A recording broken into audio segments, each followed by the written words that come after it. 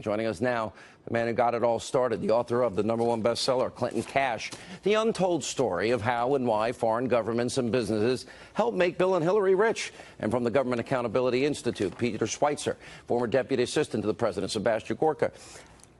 If I remember, I think I did the first interview for Clinton Cash on radio and TV. Peter, correct or no? Yeah, you're exactly right, Sean, from the very beginning. That's right. And you warned us about this, and you said there's about $145 million in kickbacks to the Clinton Foundation total? Yeah, that's right. $145 million that we know about comes from a variety of sources, but it's basically 9 shareholders in this Uranium One company, guys like Frank Justra, Sergei Kurzin, and others. And there's a major story to be told there, not only about how this deal was approved, but how this deal was put together, and the fact that the Clintons made a lot of money by basically helping the Russians to corner the world uranium market. And that's what Vladimir Putin set out to do. Our FBI knew it, our Department of Justice knew it, and they still let it happen. That's inconceivable. That's right, Sean. And let's add to that list, by the way, Hillary Clinton knew about it. I mean, as I point out in the book, and anybody can go to WikiLeaks and look at, there were State Department cables classified that came out in WikiLeaks that were going to Hillary Clinton, top secret, that were talking about the fact that the Russians were looking to corner the world uranium market. They were active in Kazakhstan, they were active elsewhere, and that it was a strategic goal of Vladimir Putin to try to grab as much of the world uranium market as possible. So she was informed about this. She knew about this and apparently didn't care. All right, Dr. Gorka, I don't know any other way to say this. Anybody that will give away uranium to the hostile actor, and if you don't believe Putin's a hostile actor and Russia is a hostile country, listen to Hillary's own words and listen to every Democrat and listen to everybody in the media, what they've been lecturing us about with their phony Trump-Russia collusion story. America's national security was severely compromised here, and we had a chance to stop it.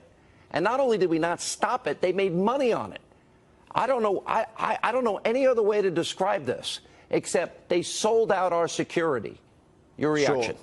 Sean, first things first. We owe you a debt of gratitude. We owe Peter.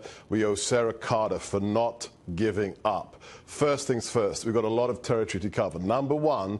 Again, the president was right. Let's just start with that. He was right that if there's any collusion, it's on the other side. Secondly, massively important point. This story is not about opposition research. This is about corruption.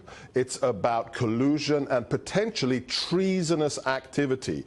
Members of the Obama administration at the cabinet level, as there was an FBI investigation of racketeering on uranium by Russia in America, approved this deal. Hillary Clinton approved a deal that would give 20% of our uranium to a nation like Russia that supports rogue regimes. This is massive, Sean. Absolutely you massive. Think back. I remember Donald Trump took a meeting, Donald Trump Jr., one meeting. He says he didn't even remember who was in the meeting because I asked him. And the media went insane. They're still bringing it up. Right. Hillary Clinton gets $145 million. He gets twice his normal speaking fee. He wants to meet with nuclear officials. He's paid by a bank with a financial interest in Uranium One. Oh, that's not a big deal to anybody else in the media. I can't stomach the fact these people are so in the tank in the media, in this profession, supposedly. It's despicable what they're doing to the American people. You can't trust them. And not only that, look at the writing yesterday by Molly Hemingway at The Federalist. How many stories are out there in the media that came from Fusion GPS? This isn't just the only story. They were working hand in glove with the liberal media. Your audience needs to know that Fusion GPS was making stuff up about President Trump and feeding it to other journalists. But the last point here, Sean, the only reason we have Mueller investigating the president today is why? Because James Comey briefed the dossier to the president, and within minutes that was leaked to CNN. Right now, we have to have the AG cancel Mueller's mandate because the dossier was full of Russian propaganda from Russian agents and was fallacious. It was a lie. All right. Mueller is culpable.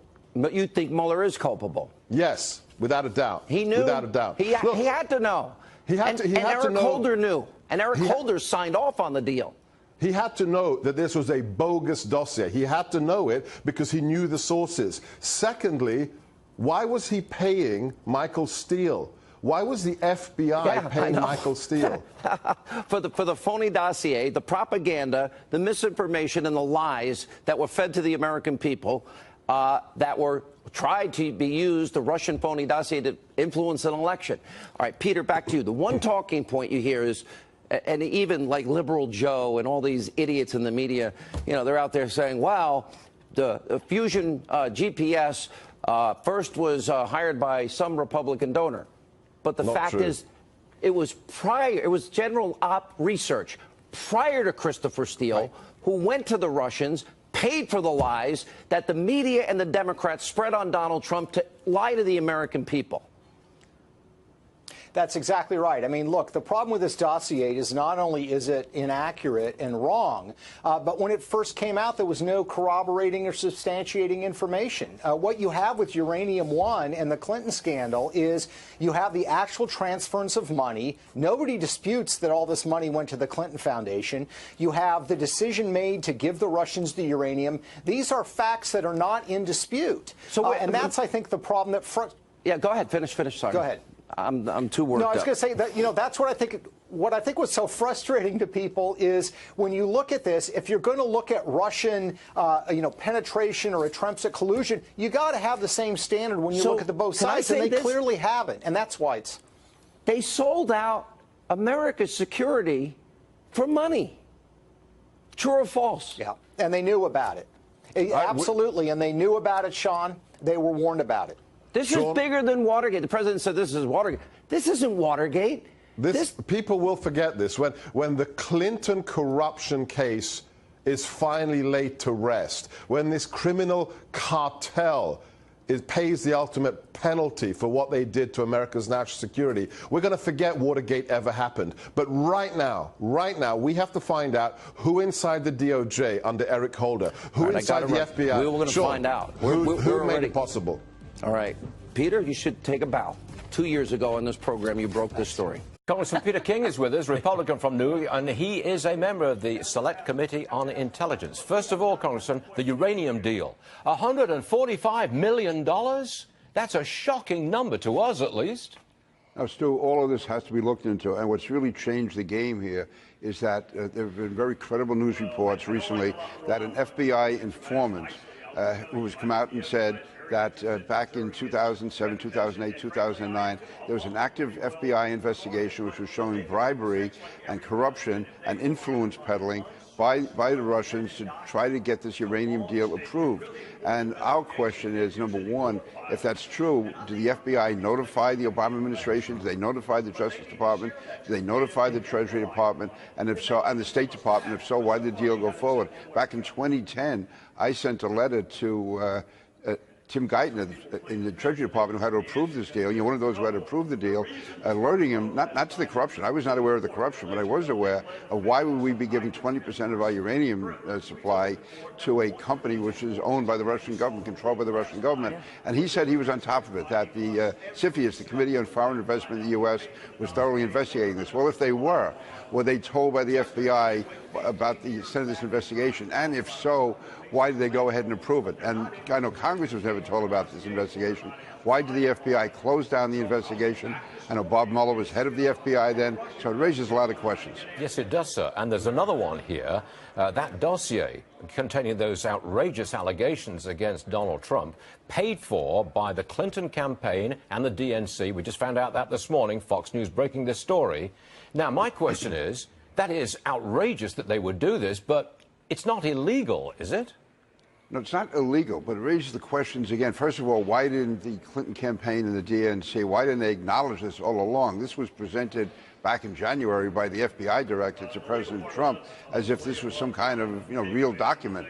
And did the FBI ever look into who paid for that document? If so, why didn't they tell the president that? Why didn't Hillary Clinton come out and say that her campaign had paid for it? And also, did the FBI do any check into this at all? I mean, so many of the facts in there, whatever facts are in there, turn out to be lies and totally wrong. So there's nothing to this dossier so far yet. Was this used in any way as a basis for the FBI investigation, for the justification for the FBI to go forward with an investigation? Were they relying on this? So you could have had a document prepared at the request of Hillary Clinton's campaign filled with lies as an excuse and as a rationale to go ahead with a federal investigation of the Trump campaign. If that's true, that is really police state tactics. Yes, sir. It stinks, bottom line. That's a fact. Congressman King, thank you very much for joining us on Thank you. Very important story.